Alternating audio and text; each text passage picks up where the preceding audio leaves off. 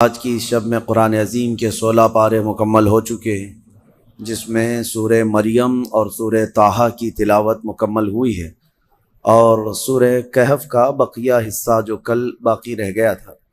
اللہ کریم بقیہ قرآن عظیم کو صحیح تجوید سے پڑھنے اور آپ سب کو صحیح سماعت کرنے کی توفیق عطا فرمائے۔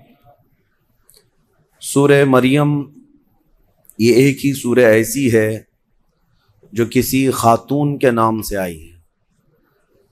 پورے قرآن پاک میں حضرت مریم سلام اللہ علیہا رضی اللہ عنہا کا تذکرہ کثرت سے آیا ہے۔ دنیا کی سب سے پاکیزہ خواتین میں سے ان کا شمار ہے۔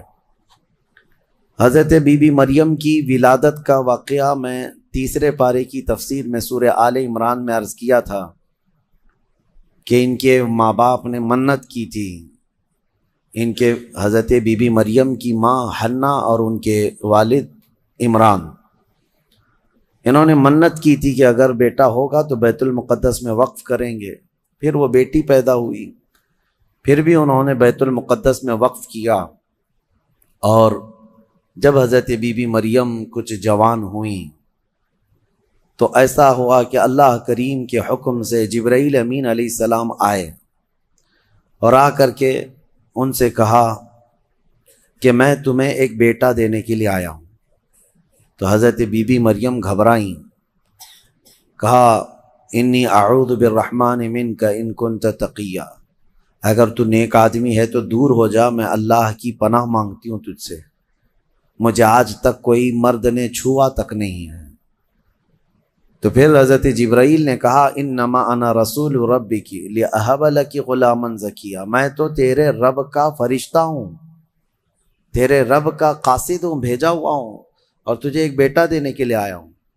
بی بی مریم نے پوچھا، قالت انا یکون لی غلام ولم یمسسنی بشر ولم اک بغیا، مجھے بیٹا کیسے ہو سکتا ہے، مجھے آج تک کسی مرد نے چھوا نہیں اور نہ ہی میں بدکار عورت ہوں، مجھے کیسے بیٹا ہوگا؟ قال کذالک، جبرائیل امین نے کہا ایسے ہی اللہ چاہتا ہے۔ هو علی ہین، قال ربک هو علی ہین وقد خلقتک من قبل ولم تک هو علی ہین ولنجعلہ آیۃ للناس، تیرا رب یہ فرما رہا ہے کہ یہ کام اس کے لیے بڑا آسان ہے، رب تعالیٰ کے لیے بڑا آسان ہے، اور تجھے بغیر کسی شوہر کے ٹچ کیے چھوئے ایک بیٹا دے گا اللہ تعالیٰ، تاکہ اس بیٹے کو اللہ اپنی نشانی بنا دے اور اپنی طرف سے اس کو رحمت بنائے، اور اللہ کا یہ فیصلہ ہے۔ یہ بات چیت ہو رہی کس کے درمیان؟ حضرت بی بی مریم اور حضرت جبرائیل علیہ السلام۔ جبرائیل علیہ السلام اللہ کے فرشتے ہیں، فرشتوں کے اندر یہ بات پہلے سے آپ کو یاد رہے، نہ وہ فرشتے مرد ہیں نہ عورت ہیں، نہ ان کے اندر انسانی فطرت کے تقاضے جو ہوتے ہیں، شہوتیں، وہ بالکل نہیں ہوتی۔ فرشتہ گناہ کرنا تو دور کی بات، گناہ کے متعلق سوچ بھی نہیں سکتا، اللہ نے وہ چیز ہی فرشتے کے اندر نہیں رکھی۔ فرشتوں کے اندر شہوت کا مادہ ہے ہی نہیں، خواہشات نفسانیہ بالکل نہیں، نفس ان کے اندر نہیں ہے۔ جبرائیل امین علیہ السلام جب ان کا اور حضرت بی بی مریم کا جو ایک کنورسیشن ہے، اس کو قرآن پاک میں بیان فرمایا رب تعالیٰ نے۔ اب اس کے بعد اچانک ہوا یہ فَحَمَلَتْهُ فَانْتَبَذَتْ بِهِ مَكَانًا قَصِيًّا، اچانک بی بی مریم حضرت جبرائیل امین کے پھونک مارنے سے حاملہ ہو گئی۔ صرف انہوں نے پھونک مارا، کون؟ جبرائیل امین علیہ السلام، پھونک مارا تو وہ حضرت بی بی مریم کیا ہوئیں؟ حاملہ ہو گئی، اور جیسی وہ حاملہ ہوئیں تو ان کو خوف ہوا کہ اب قوم کیا کہے گی، تو وہ ایک آبادی سے بہت دور چلی گئیں جہاں کوئی نہ دیکھتا ہو، اور وہ ایک گھنی باغیچے کے جو کھجوروں کے درخت وہاں پر تھے، اس باغیچے میں چلی گئیں۔ یہ ایسا نہیں ہے کہ یہ حمل 9 مہینے کا تھا، بلکہ یوں حمل ہوا اور پھر بچے کی ولادت بھی، زیادہ دن تک کا یہ عمل نہیں تھا۔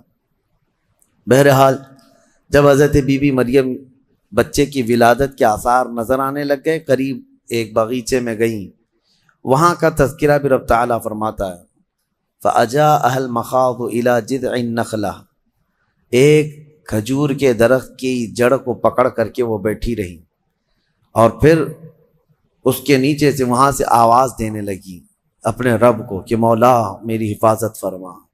اور درد ایسا ہوتا ہے ولادت کے وقت کا، اس وقت کے الفاظ حضرت بی بی مریم کے قرآن فرما رہا ہے، وہ کہہ رہی تھی کنت نسیم منسیا، یہ درد سے پہلے میں مر گئی ہوتی، بھلا دی گئی ہوتی، کاش میں ان تمام چیزوں میں نہ ہوتی۔ عورت جو ہے اس درد کے وقت بہت ہی زیادہ فرسٹریٹ ہوتی ہے، بہت تکلیف دہ ہوتی ہے، تکلیف زدہ ہوتی ہے، اس قدر کہ موت کے وقت ہونے والی تکلیف سے تھوڑی سی کم تکلیف بچے کی ولادت کے وقت ہوتی ہے۔ ایک عورت کو یہ آسان چیز نہیں ہے، اس کی تقریباً 40 کے قریب ہڈیوں سے تو روح نکل چکی ہوتی ہے عورت کے جسم سے جب بچے کی ولادت کا وقت قریب آتا ہے، اور وہ موت کے منہ میں جا کر کے واپس آنا یہ معمولی بات نہیں۔ اسی لیے اللہ تعالیٰ نے قرآن میں اس کا ذکر فرمایا، وحمل، یعنی عورت جو ہے حملہ وفصالہ 30 شہر، یہ آیت ہے، اس میں اللہ تعالیٰ فرماتا ہے ووضعتہ کرہا، جب وہ بچے کو جنم دیتی ہے تو بڑی تکلیف کے ساتھ دیتی ہے۔ حضرت بی بی مریم کا بھی جب وہ وقت آیا تو وہ درخت کی جڑ کو پکڑ کر کے آواز دینے لگی، کاش میں اس درد سے پہلے ختم ہو چکی ہوتی، بھلا دی گئی ہوتی۔ تو رب تعالیٰ کی طرف سے آواز آئی، اللہ تحزنی وقد جعل ربک سریا، گھبرا مت اے مریم، تیرا رب تیرے لیے آسانیاں پیدا فرمائے گا، آسانیاں پیدا فرمائے گا۔ اس درخت کو ہلاؤ، پکی کھجوریں گریں گی تم پر۔ حضرت اللہ کی طرف سے حضرت بی بی مریم کو جو پیغامات آ رہے تھے یہ کیا تھے، یہاں پر بھی میں بتا دوں، اللہ تعالیٰ اپنے بندوں کو جو پیغامات دیتا ہے اس کے 3 طریقے۔ ایک وحی ہے جو نبیوں کو دی جاتی ہے، یعنی وہ وحی ہے، اس کو وحی کہتے ہیں، جو اللہ تعالیٰ کا پیغام نبی کو آئے۔ وحی کے بھی کئی طریقے ہیں، ڈائریکٹ اللہ تعالیٰ سے وہ کلام کر لیں یا کسی فرشتے کے ذریعے سے کر لیں، جیسے جبرائیل امین علیہ السلام جو لے کر کے آتے تھے اور نبیوں کو پہنچاتے تھے، یہ بھی کیا ہے، اس کو کیا کہتے ہیں، وحی، وحی ہے۔ اور اللہ کے ولیوں کو جو پیغامات اللہ کی طرف سے ملتے ہیں، اس میں فرشتہ تو نہیں آتا، لیکن اللہ تعالیٰ ان کو کچھ باتوں کی ہدایت دل میں ڈالتا ہے یا ان کے ذہن میں، دماغ میں وہ چیزیں اچانک اترتی ہیں، اس کو کہتے ہیں الہام۔ یہ وحی نہیں ہے، یہ کیا ہے، الہام۔ اور عام مومنین کے دلوں میں بھی اللہ ہدایت ڈالتا ہے، آپ کو خود بھی کچھ چیزیں سمجھ میں آ جاتی ہیں، یہ صحیح ہے، یہ غلط ہے، یہ اللہ کی طرف سے دی ہوئی ہدایت ہے، اس کو القاء کہتے ہیں۔ ہے اللہ کی دی ہوئی ہدایت، لیکن اگر وہ نبی کو ہو تو وحی ہے، ولی کو ہو تو الہام ہے، عام مومنین کو ہو تو القاء ہے۔ اور کچھ کافروں کو بھی ہوتی ہے، کافروں کو جو چیزیں معلوم ہوتی ہیں اس کو استدراج کہتے ہیں، یعنی وہ بھی کچھ چیزیں معلوم کر لیتا ہے۔ بہرحال یہ ایک الگ بحث ہے۔ حضرت بی بی مریم کو یہ الہام اللہ کی طرف سے تھا، اللہ تبارک و تعالیٰ نے ان کو فرمایا کہ درخت کی یہ جڑ کو ہلاؤ، پکی کھجوریں گریں گی۔ کھجوریں گریں تو اللہ کا حکم ہوا فکلی وشربی وقرری عینا، کھاؤ پیو اور اپنی آنکھیں ٹھنڈی کرو۔ درد زہ اس کو کہتے ہیں، بچے کی ولادت کے وقت ہونے والا درد۔ قرآن کے اعتبار سے اس درد کے وقت عورت کو کھجور کھانا چاہیے، کھجور سے افاقہ ہوگا، کیونکہ قرآن میں اللہ نے بی بی مریم کو یہ عطا فرمایا۔ وہ کھجوریں کھائیں اور اس کے بعد اب جو حکم تھا اللہ کا وہ کیا تھا، فَإِمَّا تَرَيِنَّ مِنَ الْبَشَرِ أَحَدًا فَقُولِي إِنِّي نَذَرْتُ لِلرَّحْمَنِ صَوْمًا، اگر کوئی آدمی تجھے نظر آ گیا بچہ ہونے کے بعد، بچے کو دیکھ کر کے کوئی بھی اگر تم کو نظر آیا تو بات مت کرنا کسی سے۔ اس وقت چپ کا روزہ ہوتا تھا، یعنی خاموشی کا روزہ، ہماری شریعت میں نہیں ہے لیکن پہلے کی شریعت میں چپ رہنے کا روزہ بھی ہوتا تھا، یعنی وہ جو ٹائم ہے اتنے ٹائم تک کسی سے بات نہیں کریں، یہ ہونا چاہیے، لیکن ہماری شریعت میں نہیں ہے۔ کاش یہ روزہ عورتوں پر ہو جاتا، بہت سارے لوگ محفوظ ہو جاتے۔ خیر، حضرت بی بی مریم کو کہا گیا کہ چپ کا روزہ رکھنا، اور کوئی بھی اگر بات کرے تو اشارہ کرنا اپنے بیٹے کی طرف کہ اس سے بات کرو، میں آج چپ کا روزہ ہوں، یعنی وہ اشارہ لوگ سمجھ جاتے تھے کہ روزہ ہے۔ تو حضرت بی بی مریم وہاں جب پہنچی تو درد ذہ کے بعد حضرت عیسیٰ علیہ السلام پیدا ہو گئے۔ وہ ایک پتھر پر جلوہ بار ہوئے، اور جیسے ہی پیدا ہوئے حضرت عیسیٰ علیہ السلام وہ پاک صاف تھے، کوئی دایا نہیں، کوئی نرس نہیں، کوئی نرسنگ ہوم نہیں۔ یہ اللہ تعالیٰ کی قدرت تھی، ایک صحیح سلامت بیٹا، اور وہ بھی اللہ کی نشانی بنانی تھی بغیر باپ کے۔ حضرت عیسیٰ علیہ السلام پیدا ہوئے اور حضرت بی بی مریم اپنے بیٹے کو اٹھائیں اور لے کر کے چل پڑیں ایک ہی دن میں، جس کو کہتے ہیں زچہ عورت، یعنی جس کا بچہ ہوا ہوتا ہے وہ عورت کمزور ہو جاتی ہے، لیکن حضرت بی بی مریم اپنے بیٹے کو اٹھائیں اور چل پڑیں۔ جیسے ہی وہ بستی کی طرف آنے لگی، ان کی گود میں بچہ تھا، لوگوں کی نظر پڑ گئی، کوئی ادھر ادھر چیمی گوئیاں شروع ہو گئیں، باتیں کانا پوسی، لوگ جمع ہوئے اور پوچھنے لگے، یا اخت ہارون ما کان ابوک امرأ سوء وما کانت امک بغیہ، اے مریم تو تو بڑی پاک خاتون ہے، اخت ہارون کہا جاتا تھا پاک عورت کو، تو بالکل ہارون کی بہن کی طرح ہے، تو نے یہ کیسے کر لیا؟ نہ تیرا باپ بدماش تھا، نہ تیری ماں بری تھی، یہ کہاں سے آ گیا تیرے اندر بچہ؟ فاشارت الیہ، بی بی مریم نے اپنے بیٹے کی طرف اشارہ کیا، اس سے بات کرو، میں آج چپ کا روزہ ہوں۔ لوگوں نے کہا، قالوا کیف نکلم من کان فی المہد صبیا، ہم اس سے کیسے بات کریں جو گود میں بیٹھا ہوا ہے؟ گود کے بچے سے بات کریں گے؟ تو اشارہ اس طرف کر رہی ہے۔ تو لوگ ابھی یہ بات چیت کر ہی رہے تھے، گود میں سے ہی حضرت عیسیٰ علیہ السلام بول پڑے، قال انی عبد اللہ آتانی الکتاب وجعلنی نبیا وجعلنی مبارکا اینما کنت واوصانی بالصلاة والزکاة ما دمت حیا وبرا بوالدتی ولم یجعلنی جبارا شقیا والسلام علی یوم ولدت ویوم اموت ویوم ابعث حیا۔ یہاں تک کا کلمہ عیسیٰ علیہ السلام نے گود میں ہی کیا۔ کیا کہتے ہیں؟ اے لوگوں، میں اللہ کا بندہ ہوں، انی عبداللہ، میں اللہ کا بندہ ہوں، اور اس نے مجھے نبی بنا کر بھیجا ہے۔ حضرت عیسیٰ علیہ السلام کو گود میں ہی نبوت ملی ہے، گود میں نبوت ملی ہے، اس نے مجھے نبی بنا کر بھیجا ہے۔ صرف نبی نہیں، وجعلنی مبارکہ، اور مجھے برکت والا بنا کر بھیجا ہے۔ اور پھر مجھے اللہ نے یہ حکم دیا ہے میں جہاں کہیں پر بھی رہوں نماز قائم کروں، زکوٰۃ دیتا رہوں، جب تک میں زندہ رہوں نماز قائم کرتا رہوں اور زکوٰۃ دیتا رہوں، ان کی امت کی اور ان کی شریعت کی جو نماز رہی۔ اور پھر اللہ نے مجھے حکم دیا ہے کہ میں میری ماں کا فرما بردار رہوں اور اس کا نافرمان نہ رہوں۔ اور پھر آخری والا جملہ تو بہت امپورٹنٹ ہے ہم سنیوں کے لیے، جو عیسیٰ علیہ السلام نے کیا۔ عیسیٰ علیہ السلام کی ولادت کا دن، جیسے کہ آج پوری دنیا میں کرسچن بھی مناتے ہیں 25 دسمبر کو، کرسمس جو مناتے ہیں، الگ الگ روایتیں، واللہ عالم جو بھی ان کی پیدائش کا دن رہا، لیکن عیسیٰ علیہ السلام کا یہ جملہ بڑا امپورٹنٹ ہے۔ آخر میں اپنی گود میں انہوں نے کیا کہا؟ والسلام علی یوم ولدت ویوم اموت ویوم ابعث حیا، کہتے ہیں مجھ پر اللہ کی سلامتی ہو جس دن میں پیدا ہوا، جس دن میں پیدا ہوا، اور جس دن میں انتقال کروں گا، اور جس دن میں اٹھایا جاؤں گا، وہ سب ان سب دنوں پر اللہ کی سلامتی ہو۔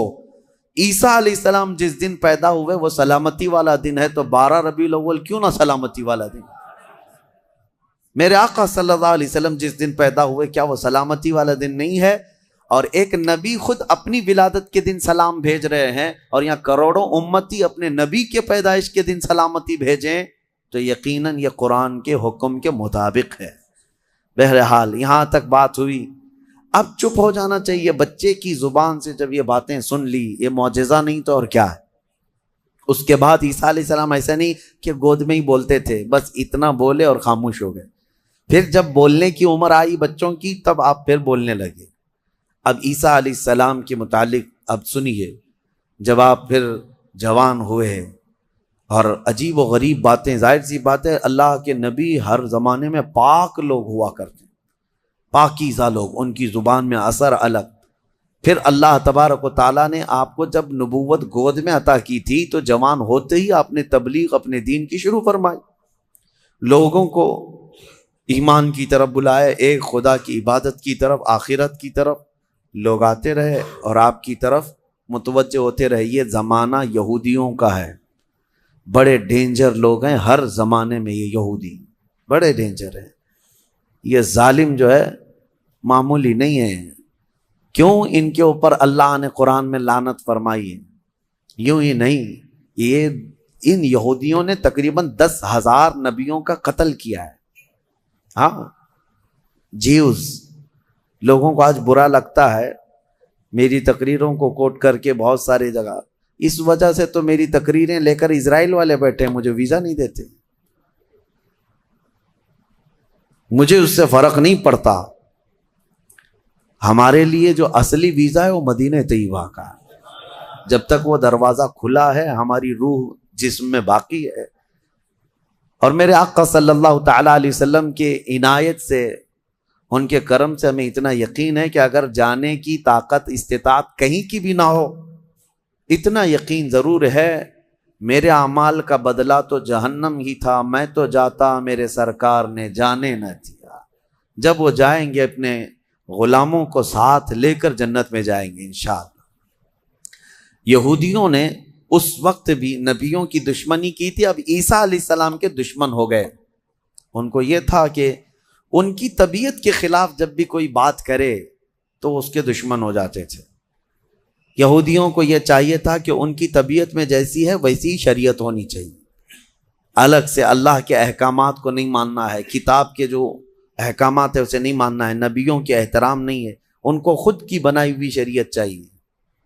بڑے امیر لوگ کچھ غلطی کریں تو انہیں معاف کرنا چاہیے، غریب لوگ کریں تو انہیں خوب مارنا چاہیے، یہ یہودیوں کی طبیعت تھی، یہودی یہ چاہتے تھے۔ عیسیٰ علیہ السلام جب جوان ہوئے تو آپ کی طرف لوگ ایمان والے بڑھنے لگ گئے، ان کو حواریین کہا جاتا ہے، جیسے میرے آقا کے ساتھیوں کو کیا کہتا ہے؟ صحابہ اکرام، صحابہ، اور حضرت عیسیٰ علیہ السلام کے جو ساتھی صحابی تھے ان کو حواری کہا جاتا ہے۔ یہ عیسیٰ علیہ السلام کے حواری وہ بڑے مخلص لوگ آپ کے ساتھ تھے، 12 لوگوں کا تو ذکر آیا ہے اور 4 مشہور شاگرد ہیں، انہی 4 لوگوں نے حضرت عیسیٰ علیہ السلام کی پوری انجیل کو ترتیب دیا، یوحنا، لوقا، متی، مرقس، یہ 4، انہی کے 4 ناموں سے آج انجیل بھی، بائبل بھی ہے۔ تو بائبل یوحنا کو آج جان کہا جاتا ہے، یوحنا کو یہ بدل کر کے جان کہتے ہیں، متی جو ہے ان کو میتھیو کہتے ہیں، اور مرقس کو غالباً کچھ اور نام، مرکری و کچھ نام دیتے ہیں۔ اور یہ تمام جو عربی نام تھے یا عبرانی نام تھے اس زمانے کے، یہ عیسیٰ علیہ السلام کے 4 مشہور شاگرد ہوئے۔ اب عیسیٰ علیہ السلام کے معجزے میں آپ کو بتاؤں، اللہ تعالیٰ نے 3 معجزے آپ کو دیے تھے عیسیٰ علیہ السلام کے، 3 معجزے مشہور ہیں۔ پہلا معجزہ یہ ہے کہ وہ نابینا آدمی جو مادر ذات پیدائشی اندھا ہے، اس کی آنکھوں پر ہاتھ رکھتے تو اس کو آنکھیں آ جاتی، اور جو کوڑ کی بیماری میں مبتلا ہے، سفید داغ کی بیماری یا کوڑ کی بیماری میں مبتلا ہے، عیسیٰ علیہ السلام اس کے جسم پر ہاتھ پھیرتے تو وہ کوڑ کی بیماری ختم ہو جاتی۔ سفید داغ آج بھی لا علاج بیماری، کوڑ کی بیماری لا علاج ہے جیسے کہ مشہور ہے۔ اور تیسری چیز یہ ہے کہ مٹی کے پرندے ہوں، انہیں پھونک مارتے تو وہ زندہ ہو کر اڑ جاتے تھے۔ ہاں، مٹی کے پرندے، اس وقت ٹوائز ہو سکتا ہے مٹی کے بنتے ہوں گے، کھلونے۔ عیسیٰ علیہ الصلوۃ والتسلیم صرف مٹی کے پرندوں کو نہیں، کئی مرتبہ قبروں میں سوئے ہوئے مردوں کو بھی آپ نے زندہ کر کیا ہے۔ قبر پر کھڑے ہو کر کے آپ کہتے قم باذن اللہ، اللہ کے حکم سے اٹھ جا، تو مردہ زندہ ہو جاتا۔ آپ نے اپنی زندگی میں 3 مردوں کو زندہ کیا، اور وہ جیے بھی اور پھر چند دنوں کے بعد پھر مرے بھی۔ یہ معجزہ تھا عیسیٰ علیہ السلام کا، اور اس کے علاوہ کچھ خاص باتیں ان کی یہ بھی ہیں، وہ فرماتے ہیں اُنَبِّئُكُم بِمَا تَأْكُلُونَ وَمَا تَدَّخِرُونَ فِي بُيُوتِكُم، اے لوگو تم اپنے گھروں میں جو کچھ جمع کرتے ہو اور جو کچھ کھاتے ہو میں ان سب کی خبر دیتا ہوں، میں سب جانتا ہوں، میں تمہیں خبر دے سکتا ہوں۔ عیسیٰ علیہ السلام اپنے گھر میں بیٹھ کر امتیوں کے گھروں میں کیا ہے سب جانتے تھے، یہ قرآن سے ثابت ہے۔ پھر بھی یہ ظالم ہمارے نبی کے متعلق کہتے ہیں کہ ان کو پیٹھ پیچھے کا علم نہیں تھا۔ بنی اسرائیل کے نبی عیسیٰ علیہ السلام کے بارے میں یہ یقین ہے، قرآن کہہ رہا ہے وہ اپنے امتیوں کے گھروں میں موجود کھانا جمع کرنا، اس کو وہ جانتے تھے عیسیٰ علیہ السلام، اور وہ عیسیٰ جو خود میرے نبی کی امت میں آنے والے ہیں، جو اخیر زمانے میں میرے آقا کی امت میں آنے والے ہیں، وہ جب سب کے گھروں کے حالات جانتے تھے تو پھر میرے آقا صلی اللہ تعالیٰ علیہ وسلم اپنے امتیوں کے احوال سے کیسے بے خبر ہو سکتے ہیں؟ الحمدللہ بریلویوں کا یہی کہنا ہے، اور اعلیٰ حضرت فاضل بریلوی رحمۃ اللہ علیہ کا یہ احسان ہے کہ آپ نے صحیح سمت میں جو صحابہ کا عقیدہ تھا وہی عقیدہ ہمیں عطا کیا ہے۔ ہم یہاں سے پکاریں وہ وہاں سے سنیں، مصطفیٰ کی سماعت پہ لاکھوں سلام، اور کوئی غیب کیا تم سے نہاں ہو بھلا، جب نہ خدا ہی چھپا تم پہ کروڑوں درود۔ حضور پاک صلی اللہ تعالیٰ علیہ وسلم کی نظروں میں اللہ نے سب چیزوں کو عیاں کر دیا۔ اب اس کے بعد ہوا کیا؟ یہ یہودی ظالم عیسیٰ علیہ السلام کے دشمن ہو گئے، کیونکہ آپ کا دین پھیلتا جا رہا تھا، عیسائی بڑھتے جا رہے تھے۔ عیسائیوں کی جب تعداد بڑھ گئی تو یہودیوں کو خطرہ ہونے لگ گیا کہ یہ اب پوری کی پوری حکومت ان کے ہاتھ میں چلی جائے گی جو برسوں سے ہم لے کر چل رہے ہیں۔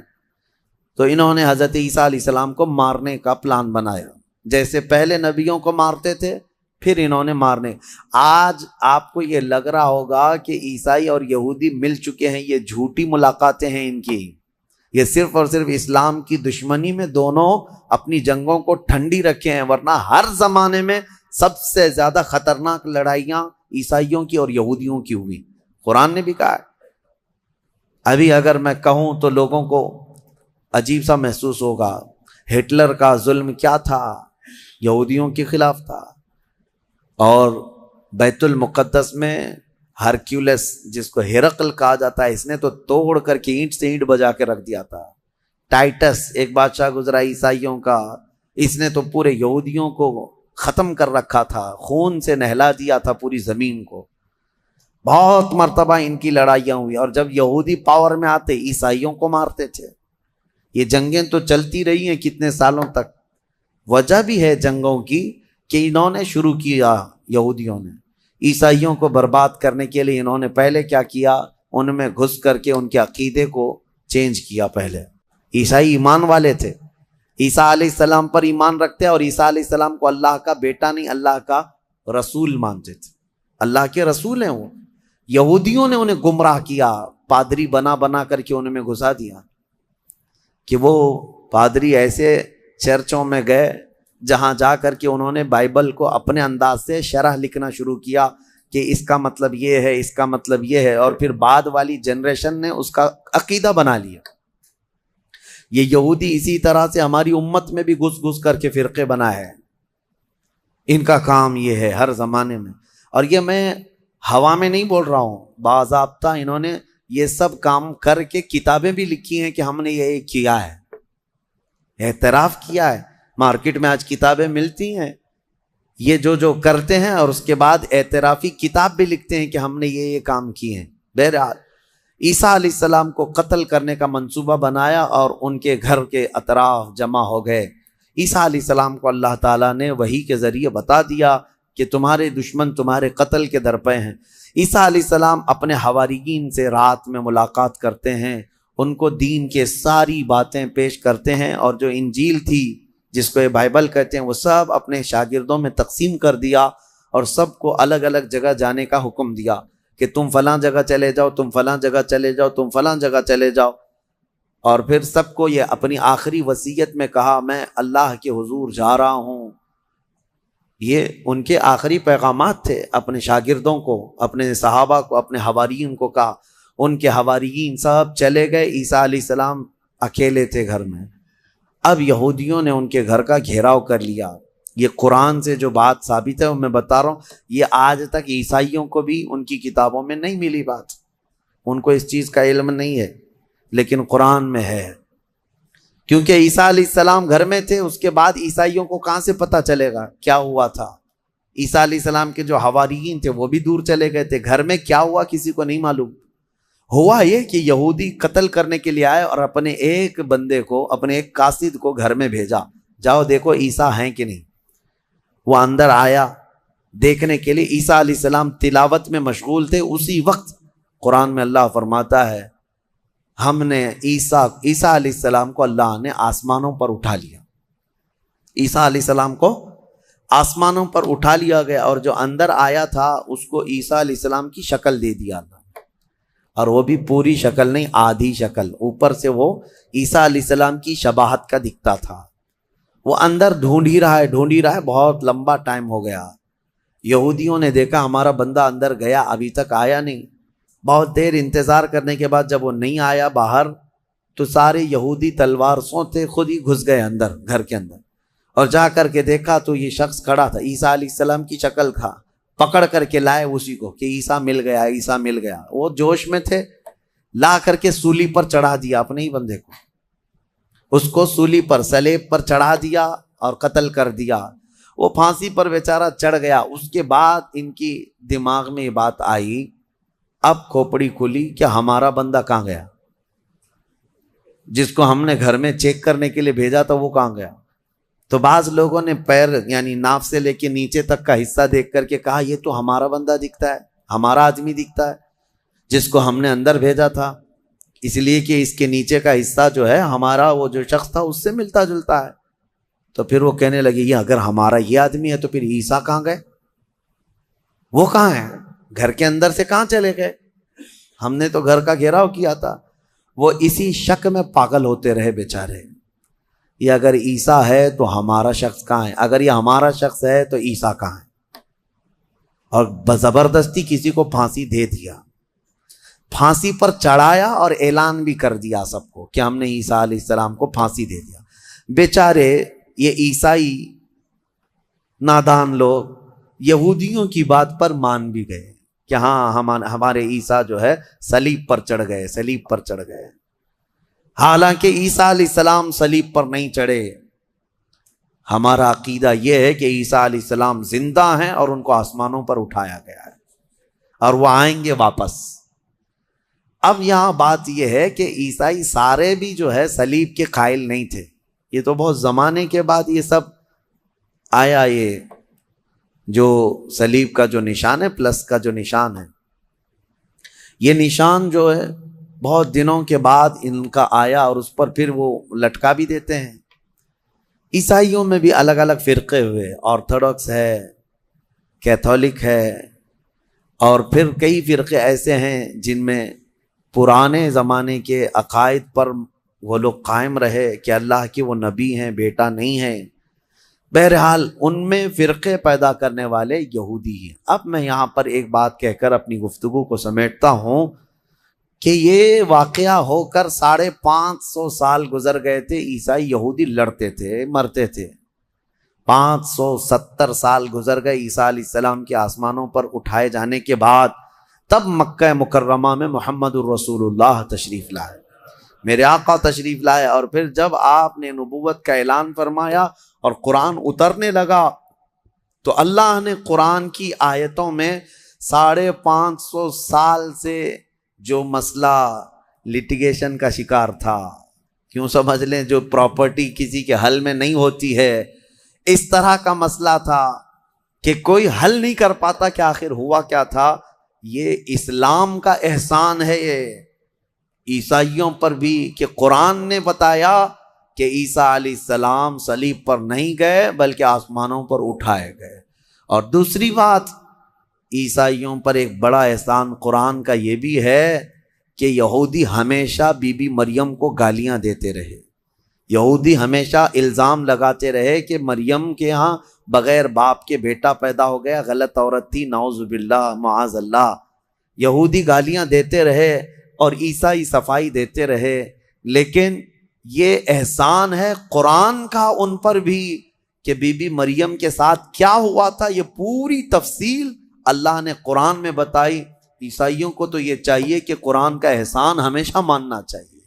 بی بی مریم کی طہارت قرآن نے بتائی ہے۔ بہرحال لوگوں کو ایسا لگتا ہوگا کہ ہم ایک دوسرے کے دھرم کے خلاف ہوتے ہیں۔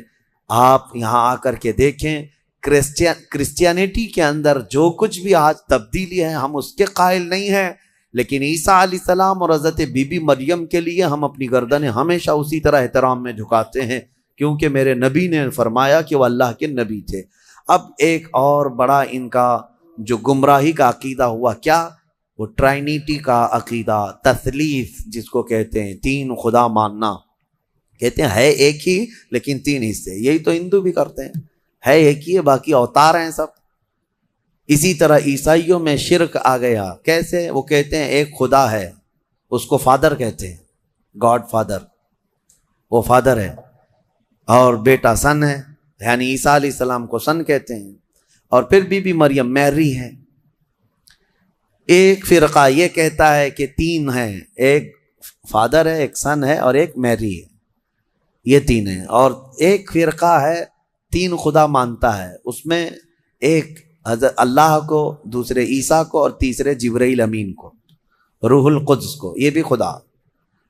اب ان سے کئی مرتبہ بحثیں بھی ہوئی، باتیں بھی ہوئی، تب یہ یہی کہتے ہیں ہے تو ایک ہی، اسی کا یہ حصہ ہے۔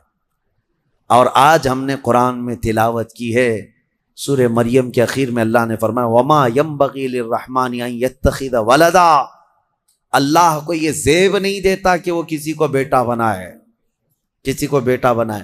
اب میں آپ کو منطق کے اعتبار سے بھی اگر بتاؤں، بیٹا جو ہوتا ہے وہ باپ کا وارث ہوتا ہے، باپ کا وارث ہوتا ہے۔ اگر اللہ پوری زمینوں آسمانوں سب کا مالک ہے تو پھر بیٹے کو بھی وراثت میں وہی چیزیں ملنی چاہیے، اور بیٹا بھی برابر کا ہے، تو خدا کا تصور کہاں رہا؟ خدا کا تصور کہاں رہا؟ خدا وہ ہے جس کے ساتھ ہم کسی کو شریک نہیں مانتے۔ اور پھر یہ بھی ہے کہ اگر اللہ کو بیٹا بنانا ہوتا تو اپنے حبیب کو بیٹا بناتا، لیکن اللہ تعالیٰ اس سے پاک ہے، منزہ ہے، لم یلد ولم یولد۔ ہمارا عقیدہ یہ ہے، نہ وہ کسی سے پیدا ہوا نہ اس سے کوئی پیدا ہوگا۔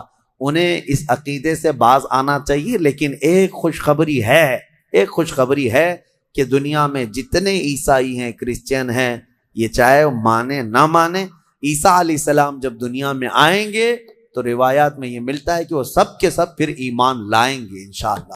صرف بھوکوں کو کھلا کر کے ان کے پیٹ کا علاج کر دینا، چلے یہ ہم کو حکم دیا گیا، ہم کر رہے ہیں، لیکن اللہ نے قرآن جو اتارا ہے وہ صرف مسلمانوں کے لیے نہیں، پوری کائنات کے لیے۔ سارے انسان اگر اس آیت پر عمل کریں، اللہ نے فرمایا ہم نے تم پر رمضان کے روزے فرض کیے اس لیے کہ تم پرہیزگار بن جاؤ۔ ان بھوکوں کو اگر یہ پتا چل جائے کہ ہمیں بھوک کا علاج بھیک مانگ کر کے نہیں، خود کے کنٹرولنگ سے کرنا ہوگا، تو پھر دیکھیں ان کا ہاتھ دنیا کی طرف نہیں آئے گا۔ بھوک برداشت کرنے کی طاقت آ گئی تو ہم نے تاریخ میں دیکھا ہے 60 سال 70 سال تک ہمارے ایسے بزرگوں کو جنہوں نے ستو کے ذریعے سے، ستو گیہوں کا ایک آٹا، اور اس کو پانی میں بھگو کر تھوڑا گڑ ڈال کر اس پر گزارا کرتے ہوئے 70 سال گزار دیے، کبھی کوئی غذا نہیں کھائی۔ کیوں؟ بھوک پر کنٹرول تھا، بھیک مانگ کر کے نہیں۔ یہ اسلامی علاج تھا۔ سارے انسان بھوکوں کو نہیں کھلا سکتے تو کیا کریں؟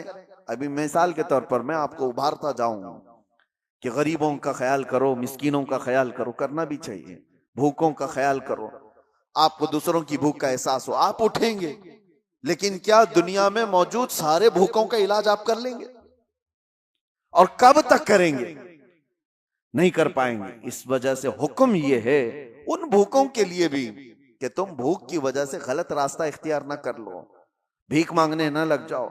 تم بھوک کو کنٹرول کرنے کی عادت اس روزے کے ذریعے سے شروع کرو۔ روزہ تمہیں سکھا دے گا۔ حضرت سیدنا یحییٰ رحمت اللہ تعالی ایک بڑے بزرگ ہیں، وہ فرماتے ہیں نفس کو جتنی بھی دنیا کی چیزیں دی جائیں یہ قابو میں نہیں آ سکتا، قابو میں نہیں آ سکتا۔ بڑی سی بڑی چیزیں دے کر کے اس کو شانت کرنے کی کوشش کرو، نہیں آئے گا قابو میں۔ کہا کیسے آئے گا؟ کہا صرف اور صرف بھوک کے ذریعے سے تمہارے قابو میں آئے گا۔ بھوکا رکھو نفس کو۔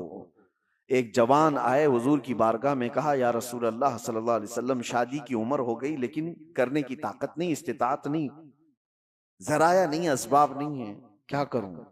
اللہ کے نبی صلی اللہ علیہ وسلم نے فرمایا جب تک شادی نہ ہو جائے روزہ رکھو۔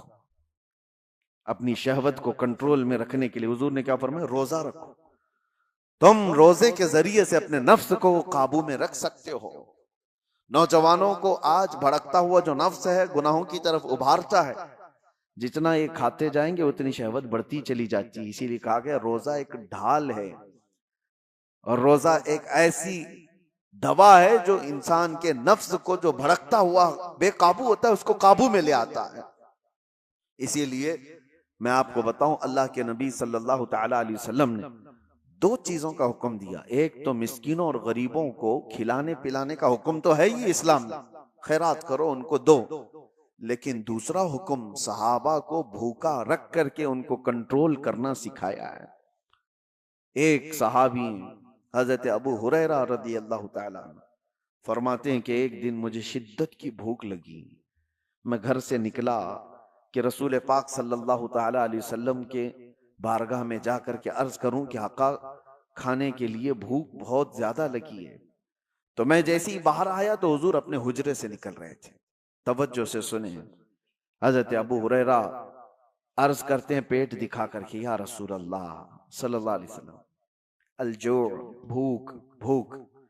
نبی پاک صلی اللہ تعالی علیہ وسلم نے مسکرایا اور اپنا جبہ اٹھا کر دکھایا، دو بڑے پتھر حضور کے پیٹ پہ بندھے ہوئے تھے۔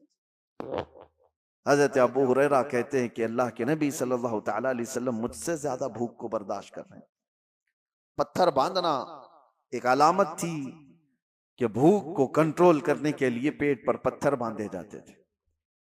پھر بھی نبی پاک صلی اللہ تعالی علیہ وسلم نے فرمایا ابو ہریرہ چلو ساتھ چلتے ہیں۔ باہر نکلے تو جیسے ہی باہر نکلے حضرت ابو بکر صدیق باہر گھر سے آ رہے تھے۔ حضور صلی اللہ تعالی علیہ وسلم نے ان کو دیکھا، پوچھا ابو بکر اس وقت دوپہر کے وقت کس چیز نے تمہیں باہر نکالا؟ حضرت ابو بکر صدیق کہتے ہیں بھوک نے مجھے گھر سے باہر نکالا، میں کچھ کھانے کی تلاش میں باہر نکلا۔ حضور صلی اللہ تعالی علیہ وسلم انہیں بھی ساتھ لے لیے۔ تھوڑی دور گئے تھے کہ حضرت عمر بھی نظر آئے۔ حضور نے ان سے پوچھا عمر اس وقت کہاں جا رہے ہو؟ کہا یا رسول اللہ بھوک نے مجھے گھر سے باہر نکالا۔ سب کا ایک ہی مسئلہ ہے۔ حضرت عمر بھی آئے۔ اب سنیے، تینوں کو رسول پاک صلی اللہ تعالی علیہ وسلم لے کر ایک صحابی کے گھر گئے۔ وہ صحابی حضور پاک صلی اللہ تعالی علیہ وسلم کی آمد سے اتنے زیادہ خوش تھے، گھر میں جو تھا سب پیش کر دیا۔ یہاں تک تو بات ہے آگے کا واقعہ، لیکن ان تینوں صحابہ سے پوچھو، میں علاج بھی آپ کو بتا رہا ہوں کہ آپ دوپہر میں بھوکے تھے، مدینے میں کہاں جا کر کے کیا لانا چاہتے تھے؟ ابو ہریرہ آپ کیا لانا چاہتے؟ پیسے آپ کے پاس بھی نہیں خریدنے کی۔ ابو بکر صدیق و عمر فاروق رضی اللہ تعالیٰ عنہ آپ کیا کھانے کے لیے نکلے تھے گھر سے باہر؟ تینوں کا ایک ہی جواب، ہم کچھ خریدنے کے لیے یا کچھ کھانے کے لیے نہیں نکلے، جب بھوک ہمیں شدت سے پریشان کرتی تو ہم چہرے رسول کو دیکھنے جاتے تھے۔ میرے آقا صلی اللہ تعالی علیہ وسلم کے چہرے جمال جہاں آرا کو دیکھتے صحابہ کا عقیدہ تھا کہ جیسی بھی بھوک ہو ختم ہو جاتی ہے۔ یہ ہے بھوک کا علاج، یہ عاشقوں کی بات ہے۔ کاش ہماری آنکھوں میں وہ جمال مصطفیٰ بس جائے۔ جب دنیا ہمیں اس طرح بھوک سے پریشان کرے تو وہ تصویر یار سامنے آ جائے، اور پھر حضور پاک صلی اللہ تعالی علیہ وسلم کے اس جمال میں مہ ہو کر کے ہم ساری بھوک بھول جائیں۔ اور ہوا ہے تاریخ میں ایسے۔ عزیزان گرامی، یہ باتیں میں آپ کے سامنے اس لیے کہہ رہا ہوں، وہ صدیق اکبر، وہ فاروق اعظم جن کے ناموں میں اتنی تاثیر ہے آج کہ آج بھی بڑی بڑی حکومتیں کانپتی ہیں ان کے دور حکومت کو سن کر کے۔ قیصر و کسریٰ لرزہ بر اندام تھے عمر ابن خطاب کے نام سے، لیکن ان کا حال یہ ہے کہ وہ کہتے ہیں بھوک نے مجھے گھر سے باہر نکالا. اللہ کے رسول صلی اللہ تعالی علیہ وسلم کے سب سے قریبی صحابہ ہیں، وہ بھوکے رہ کر کے ریہرسل کر رہے تھے کہ بھوک پر کنٹرول حاصل کرو. آج ہمارے پاس سب کچھ ہے، اور کچھ مالدار لوگوں کو جیسی مال کی چربی آتی ہے ان کو لگتا ہے روزہ رکھنا تو غریبوں کا کام ہے، ہم کو اللہ نے کس چیز کی کمی دی. کچھ مالدار یہ سوچتے ہیں کہ مال جس کے پاس کم ہے وہ روزے رکھے، ہمارے پاس تھوڑی نا کچھ کمی ہے، دولت کی ٹھاٹ بھاٹ سب کچھ ہے. اگر تم دولت کو کمپیر کرنا چاہو تو عثمان غنی کے قدم تک بھی نہیں پہنچ سکتے، لیکن انہوں نے بھی بھوکا. یہ رمضان کی بات نہیں کر رہا ہوں جو صحابہ کی، عام دنوں کی بات کر رہا ہوں، عام دنوں کی بات. حضرت عثمان غنی رضی اللہ تعالیٰ عنہ کا حال تو یہ تھا. میاں ان کے مال سے تمہارا کیا کمپیریزن. ایک جنگ میں، جنگ تبوک کے موقع پر انہوں نے جو صدقہ دیا تھا، خیرات کیا تھا، جانتے ہو آج کے زمانے میں اس خیرات کی ویلیوشن کر لی جائے نا 116 کروڑ روپے بنتے ہیں آج کے. وہ حضرت عثمان غنی نے ایک ہی جنگ میں دان کر دیے تھے. وہ خیرات کرتے تھے تو 116 کروڑ آج کی قیمت بنتی ہے کوئی خیرات کرنے والا؟ اور ظاہر سی بات ہے پورا مال نہیں، اپنے مال کا تھوڑا سا حصہ انہوں نے خیرات کیا تھا. تو مال کتنا تھا ان کے پاس اس زمانے میں؟ اور یہی وجہ ہے کہ حضرت عثمان غنی رضی اللہ تعالیٰ عنہ کا مال آج بھی مدینے میں موجود ہے، آج بھی ہے. ان کے نام کی ہوٹلز ہیں، ان کے ہی کھاتے میں جاتی ہیں. مدینہ طیبہ کی میونسپلٹی کا خرچہ حضرت عثمان غنی کے مال سے پورا کیا جاتا ہے. ان کا مال ختم نہیں ہوا، آج بھی موجود ہے. وقف عثمان. میں یہ کہہ رہا ہوں اتنے بڑے مالدار، اتنا کچھ ان کے پاس تھا، لیکن زندگی گزارنے کے لیے انہوں نے بھی بھوک کو اختیار کیا ہے، بھوک کو اختیار کیا. ایک بار تو ایسا ہوا کہ ایک صحابی حضور کے پاس آئے، کہا یا رسول اللہ صلی اللہ علیہ وسلم شادی کے لیے مال کچھ خریدنے کی مجھے ضرورت ہے، سامان خریدنے کی، کچھ مال چاہیے. حضور نے کہا کہ جاؤ عثمان کے پاس اپنے شادی کے اخراجات کے پیسے لے لو، کہنا کہ میں نے بھیجا ہے. وہ صحابی آئے حضرت عثمان غنی کے گھر پر، تو ابھی وہ دروازے پر پہنچے تھے، حضرت عثمان کی گرجدار آواز آ رہی تھی اندر سے.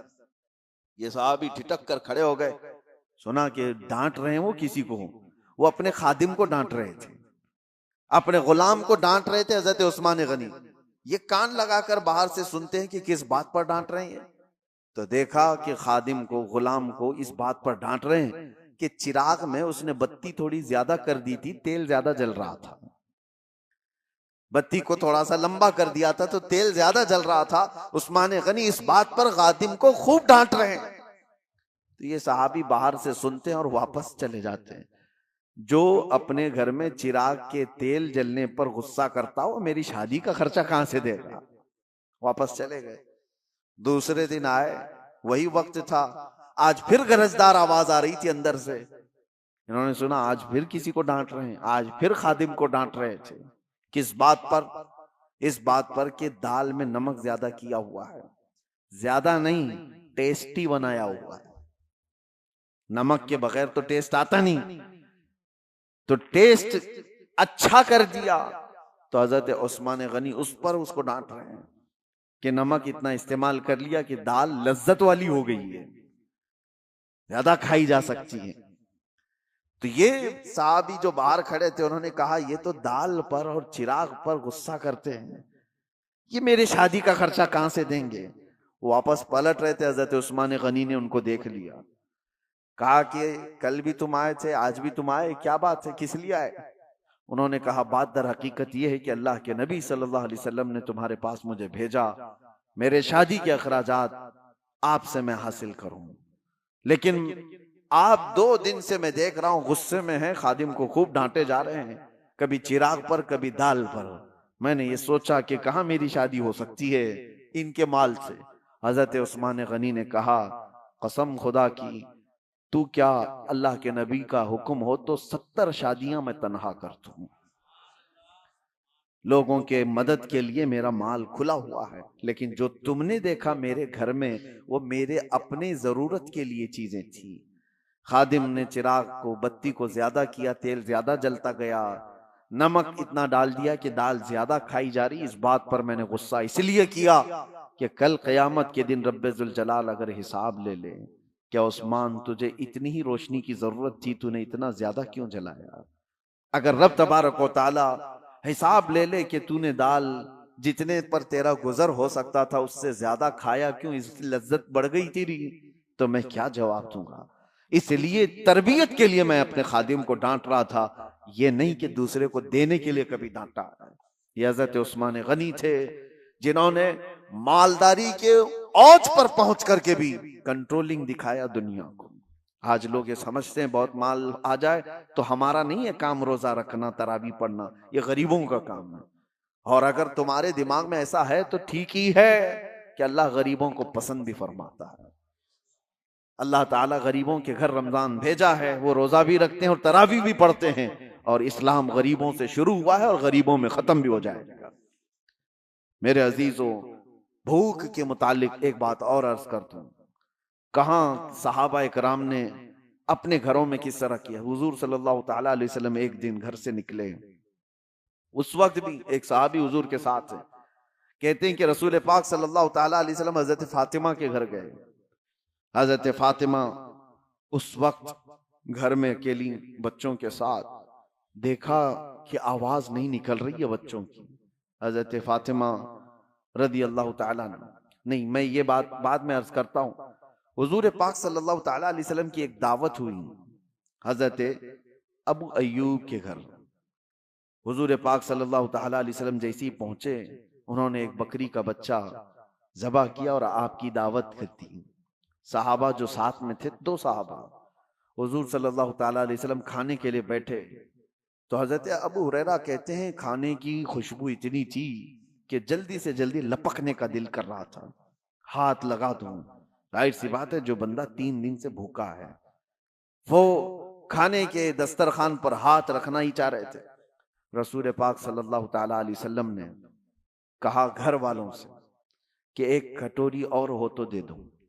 سالن دسترخوان پر رکھا ہے، ایک خالی کٹوری منگوائی اور اس میں سالن آدھا کیا، اور اس کے بعد جو بات کہتے ہیں میرے آقا، اللہ اکبر۔ ایک صحابی حضرت ابو ہریرہ وہ کہتے ہیں کہ حضور نے یہ دیا اور کہا جاؤ فاطمہ کے گھر دے کر کے آؤ، پچھلے 8 دن سے ان کے ہاں فاقہ چل رہا ہے۔ 8 دن ہو گئے ان کے ہاں فاقہ چل رہا ہے، ان کے بچے اور ان کا۔ یہ کس گھرانے کی بات کر رہا ہوں؟ کیا وہ گھرانہ محتاج تھا؟ وہ گھرانہ کوئی محتاج گھرانہ ہے؟ پوری دنیا جن کے نام کا صدقہ کھا رہی ہے آج، اور اگر وہ چاہ لیں اللہ کی بارگاہ میں خواہش بھی کریں روزانہ جنت سے جبرائیل ان کے لیے کھانا لے آئے، لیکن وہ گھرانہ ایسا تھا، بھوک پر کنٹرول کرنا سکھایا گیا، بھوک پر کنٹرول کرنا سکھایا گیا۔ یہی تو بات ہے کہ حسنین کریمین کی شجاعت کو پوری دنیا مانتی ہے کہ امام حسین کو کربلا میں 3 دن بھوکا اور پیاسا رکھ کر جھکانے کی کوشش کی گئی تھی۔ ان کے بچوں کو، ان کے خاندان کو پانی بند کیا گیا، کھانا بند کیا گیا۔ کیا جھکا امام حسین کا سر؟ پوری دنیا نے دیکھا۔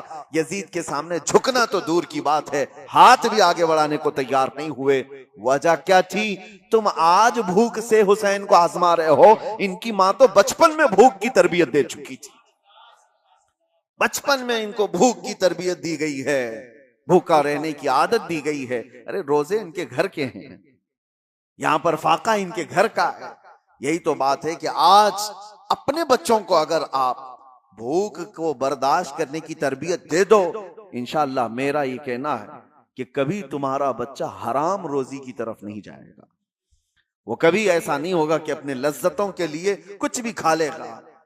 ہمارے گھر میں روز کھانا بنتا ہے، ٹھیک ہے، کبھی کبھار نہ بناؤ۔ میں خود میرے والد گرامی کو دیکھتا، کسی دن پورا کا پورا آف، کچھ بھی نہیں، وہ مرمرے ہوتے تھے۔ ہماری ماں سے کہا جاتا بچوں کو آج یہی کھلاؤ، ہر دن لذت والی چیزیں کھانے کی جو بچوں کو عادت ہو جاتی ہے۔ ماں آج بریانی، ماں رات کو سالن، ماں آج یہ چاہیے، ماں وہ چاہیے. بچوں کی خواہشات پر تو ہم اتاولے رہتے ہیں، بیٹا کیا چاہیے ابھی. اور اب تو زمانہ پیزے برگر کا آ گیا، ادھر خواہش کیا کہ ادھر گھر میں آ گئی چیزیں. تو بچوں کو اس قدر ہم لذتوں کے ساتھ حاوی کر چکے ہیں ان کے کھانوں کی خواہشات کو کہ وہ اب بچ نہیں پاتے. اور ایک دن اگر ان کو ہلکی غذائیں کہو کہ کبھی دال چاول کھا لو، کتنے گھروں سے ہمیں یہ بات آتی ہے، ان کی مائیں یا ان کے گھر والے کہتے ہیں گھر میں کسی دن سبزی پکائی جائے تو یہ بچے گھر سے ہی بھاگ جاتے ہیں، کہتے ہیں آج کھانا نہیں ہے. کیا بنا ہے گھر میں؟ کچھ کھانا تھوڑی ہے، باہر جائیں گے چائنیز کھانا ہے. کوئی دن ایسا آتا ہے کہ روز لذت والی چیزیں کھا رہے ہیں، آج دال چکھ لیں گے. کوئی دن ایسا آتا ہے کہ آج اپنے نفس کو مارنے کے لیے کریلا چکھ لیں گے، جو خواہش ہوتی ہی نہیں جس کی کھانے کی، چکھ لیں گے.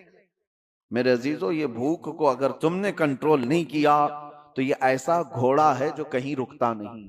نفسانی خواہشات، اس کو لگام دینا پڑتا ہے. حضرت سیدنا عیسیٰ علیہ السلام نماز میں کھڑے تھے، کمزوری تھی، تو کہتے ہیں کہ شیطان ان کے پاس آیا اور نفس کے راستے سے ان سے کہا آپ بڑے کمزور ہیں، تھوڑا کھا لیں گے تو عبادت میں کھڑے ہو جائیں گے. آپ نصیحت کر رہا ہے، عبادت آپ کی اچھی ہو جائے گی، آپ تھوڑا کھا لیں گے، کچھ کھانا پانی پیش کر دو. سیدنا عیسیٰ علیہ السلام جلال میں اور کہا یقیناً بھوک تو لگی ہے، پیاس تو لگی ہے، لیکن تجھ جیسا شیطان اور یہ کہے کہ کھا لے عبادت میں طاقت آ جائے گی، یہ سمجھ سے باہر ہے. حضرت عیسیٰ علیہ السلام نے اسی وقت کہا میں مر جاؤں گا لیکن تیری پیشکش کو قبول نہیں کروں گا. تیری طرف سے جو بھوک مٹانے کی بات کی جا رہی ہے. اور اسی وقت عیسیٰ علیہ السلام نے یہ فرمایا کہ مجھے پتا ہے کہ شیطان اگر سب سے زیادہ بلکتا ہے، تڑپتا ہے تو انسان کی بھوک سے، کہ یہ بھوکا رہے گا تو میرا وار اس پر نہیں ہو پائے گا. شیطان کو اس بات کا ہمیشہ ڈر ہے کہ جو بندہ بھوکا اور پیاسا رہ جائے اور اس کو برداشت ہو جائے تو شیطان کہتا ہے کہ اس پر تو میرا وار ہو نہیں پائے گا، مشکل ہو جائے گا. اس کو کھلاؤ، اس کو پلاؤ. روزہ چھوڑنے کی جتنے لوگوں کے دلوں کے اندر یہ خواہشات آتی ہیں، وہ نفس ان کا روزے سے دور کرتا ہے. وہ شیطان کا جاسوس کہا گیا ہے نفس کو، جو چھوڑ کر کے گیا ہے. رمضان میں شیطان تو نہیں، لیکن شیطان کا جاسوس ہمارے ساتھ ہے، وہ نفس ہے. ہمیں کن کن چیزوں کی خواہشات ہے یہ نفس اسے خبر دیتا ہے شیطان کو، اور اسی راستے سے وہ ہم پر حملہ کرتا ہے. نفس تو ہمارے سب کے ساتھ ہے. یہ تمہیں اندر سے کہے گا کہ بھوکے رہنے سے کمزوری آ جائے گی، فلاں ہو جائے گا، یہ ہو جائے گا، اور کھاؤ، پیٹ کو بھرتے جاؤ، اور نفس جب موٹا ہو جائے شیطان اس پر حاوی ہو جائے. اسی لیے میرے عزیزوں، اور بہت ساری مثالیں ایسی ہیں کہ بھوک نے انسان کو قابو میں کرنے کی عادت اگر کسی انسان کے اندر آ گئی تو وہ وقت کا ولی بن جائے گا. اللہ کے اولیاء اکرام کی پوری تاریخ آپ دیکھو، ان کے ہاں جو تربیت دی جاتی ہے سب سے پہلے بھوکا رہنے کی تربیت دی جاتی ہے، بھوکا رہنے. اس لیے مجھے ایک بات یاد آتی ہے، مارہرہ متحرہ میں حضرت سید آل رسول احمدی مارہروی رضی اللہ تعالیٰ اعلیٰ حضرت کے پیر و مرشد ہیں. وہ بڑے سادات کا خاندان، حضور سید آل رسول احمدی مارہروی خاتم الاکابر رحمت اللہ تعالیٰ علیہ، آپ کی بارگاہ میں ایک مولانا صاحب آئے اور انہوں نے کہا کہ حضور آپ یہاں خلافت مجھے لینی ہے. لوگ خلافت کے چکر میں بھاگتے رہتے ہیں، آج تو عام ہے کہیں سے بھی مل جائے گی چلتے پھرتے، لیکن وہ اولیاء کاملین ان کے ہاں مولانا صاحب نے کہا کہ حضور آپ سے بیعت ہوں، خلافت چاہیے.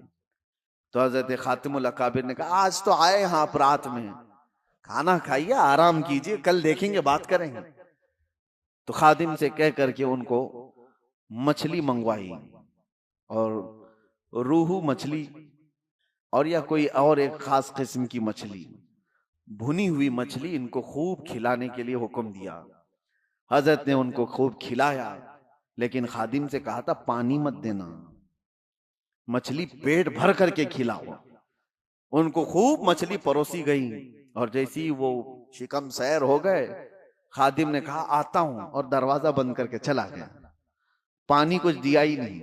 اور مچھلی جب پیٹ میں جائے تو شدت کی پیاس لگتی آدمی، اور وہ خاص قسم کی مچھلی تھی جس کو بھونا گیا تھا الگ انداز سے، وہ اندر جا کر کے بے قراری بے چینی بڑھ گئی، وہ پکارتے رہے اندر سے پانی پانی پانی، کوئی سننے کو تیار نہیں. حضرت کا حکم تھا پانی مت دو. صبح تک وہ بیچارے ادھر سے ادھر تڑپتے رہے، ان کی آنکھیں چوڑی ہو گئیں، صبح حلق سے زبان باہر آنے لگ گئی. کہا کیا مہمان نوازی ہے، سادات کا گھرانہ ہے، کیا میرے ساتھ کیا گیا ہے. صبح فجر میں خادم جیسی دروازہ کھولا، لپک کے اس کو پکڑ لی. کہا کہ ابھی تجھے مار ڈالوں گا، فلاں کر دوں گا. جتنا غصہ تھا سب نکال دیا، اس کے کپڑے پکڑ کے پھاڑ دیے. کہا رات کو کھانا کھلایا، پانی نہیں دے سکتا تھا. اس نے کہا میں نے کچھ نہیں کیا، جس پیر و مرشد کے پاس آپ خلافت لینے آئے تھے ان کا حکم تھا. کہا چلو ان سے ہی بات کرتا ہوں. تاؤ میں تھے جو کل خلافت لینے آئے تھے، آ کر کے کہا کہ یہ کیسی مہمان نوازی ہے آپ کی، کیا آپ کے ہاں ایسا کیا جاتا ہے، پانی نہیں دیا جاتا ہے، فلاں فلاں فلاں. نان سٹاپ سب چیزیں کہہ گئے. حضرت خاتم الاکابر نے کہا پانی دے دو، پانی دو، اور اس کے بعد ان کو نذرانہ دے کر رخصت کرو. پانی دے کر ان کو سب ٹھنڈا کیا گیا. تو پھر انہوں نے کہا حضرت آپ نے کہا تھا کل رات میں کہ آج رات کھانا کھا کر سو لو، کل خلافت کی بات کریں گے. آپ نے کہا جو اپنی پیاس برداشت نہیں کر سکتا وہ اپنی خلافت کے بوجھ کو کہاں اٹھا سکتا ہے. ایک رات کی پیاس نہیں برداشت کر سکتا، وہ اتنی بڑی ذمہ داری کو کہاں اٹھا سکتا ہے. جاؤ ابھی تمہاری تربیت کی ضرورت ہے. یہ اولیاء کاملین، صوفیاء کاملین کا طریقہ رہا ہے کہ اپنے مریدین کو پہلے بھوک سے وہ آزماتے تھے اور ان کو ریہرسل کرواتے تھے کہ کنٹرول کرنا سیکھو، بھوک اور پیاس انسان کو بے قابو کرتی ہے. یہی تو بات ہے. آج بھی آپ اس کا جلوہ دیکھ سکتے ہیں جو میں نے بتایا مولانا صاحب کا جلال، جو اپنے اس گھرانے پر بھی جلال کر گئے جس پر خلافت کی توقع لے کر آئے تھے.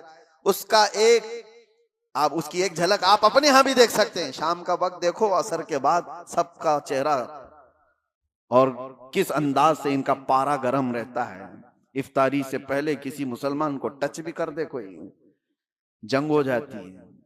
باہر سڑکوں پر تو اکثر یہ دیکھا گیا ہے کہ یہ بیچارہ سامان خریدنے جا رہا ہے، بائک بھگا رہا ہے، اس کو نہ ادھر کی دکھ رہی نہ ادھر کی دکھ رہی، خود ہی جا کے کسی کو ٹھوکا اور پھر اس کے بعد لڑائی بھی خود ہی کر رہا ہے، سامنے والے کو خود ہی نیچے کر کے مارنے کی کوشش کر رہا ہے. وجہ یہ ہے کہ یہ وہی جلال ہے جو صبح سے شام تک بھوک اور پیاس برداشت نہیں ہو رہی. یہ اللہ تعالیٰ کی عطا ہے جو تم محفوظ ہو. اگر اللہ تبارک و تعالیٰ کی رحمت نہ ہو تو ہم گھنٹوں بھی برداشت نہیں کر پائیں. یہ اللہ کی عطا ہے، اس کی رحمت ساتھ ہے. افطاری کے موقع پر آپ دیکھو دسترخوان پر کھانا آپ کو تھوڑا سا ہی ہے، لیکن دسترخوان پر اجتماعی طور پر اگر آپ بیٹھے رہو کبھی مسجد وغیرہ میں، ارے کیلے کا ایک ٹکڑا بھی تمہارے سامنے والا بازو والا اٹھا لیا تو غصہ آ جاتا ہے. شربت کا گلاس آپ کے پاس رکھا تھا، کسی اور نے سامنے سے اٹھا لیا، ارے ملے گا بعد میں بھی، لیکن اس وقت برداشت نہیں ہوتا. ایک گلاس شربت کوئی لے لیا تو غصے میں اس کو دیکھنے لگ جاتے ہیں، بھائی اپنے سامنے کا دیکھ، میرا کیوں اٹھاتا ہے. تو یہ جو جلال ہے یہ وہی ہے جو صبح سے شام تک بھوکے رہے.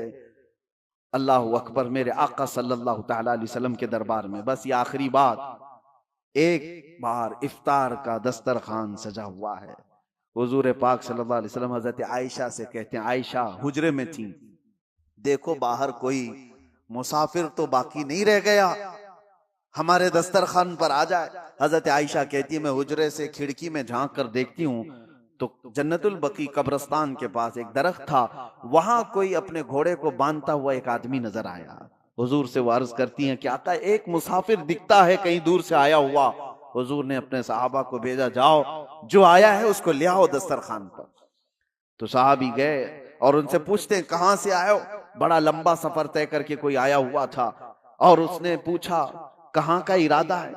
تو آنے والے مسافر نے کہا میں محمد صلی اللہ علیہ وسلم کو دیکھنے آیا ہوں. کہا چلو وہ تمہارے انتظار میں.